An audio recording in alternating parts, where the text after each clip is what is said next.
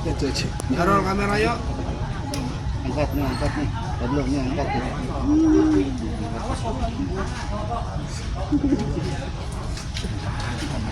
Sama Safari ya? Iya.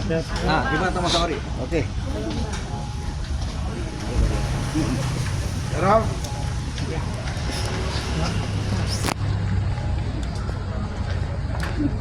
Enggak apa yang nanya? Udah belum? Udah. Oke, Saya Bang, ke Taman Safari Bang.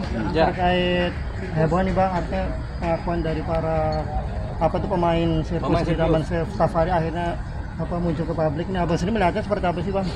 Jadi kan kalau ada keterangan dari pelaku pemain sirkus di Taman Safari yang menyatakan mereka terintimidasi, kemudian mereka dibawa ancaman, kemudian mereka disekap, kemudian mereka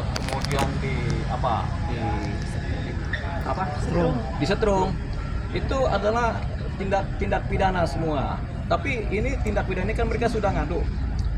Kita belum tahu ngadunya kemana, tapi yang jelas sebaiknya mereka segera membuat laporan polisi. Kalau hanya pengaduan saja, kemudian cuman ribut-ribut di medsos juga nggak dapat kan. Mereka harus membuat pengaduan polisi terhadap apa yang mereka rasakan. Intimidasi, ancaman, kekerasan, kemudian penyekapan, penyetruman, mereka harus laporkan ini ke kepolisian karena ini tindak pidana.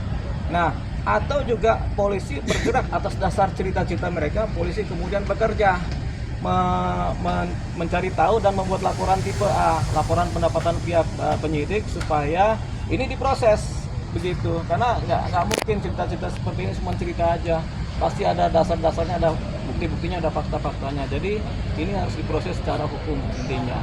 Baik para korban melaporkan ke kepolisian dengan LP ataupun pihak kepolisian sendiri melakukan langkah langsung ofensif mengadakan pembuatan laporan tipe A, laporan pendapatan, dan polisi melakukan penyelidikan terhadap hal ini. Jadi dua itu harus dijalankan supaya tercapai proses hukumnya.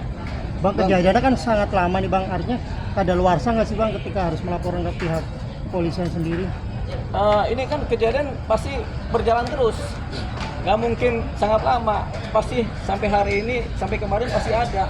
Mungkin nggak mereka korbannya lagi, tapi orang-orang baru begitu. Makanya harus ada upaya dari penyidik kepolisian untuk kemudian melakukan langkah-langkah penyelidikan. Jadi tanpa menunggu laporan polisi pun pihak kepolisian harus melakukan penyelidikan. Itu dia.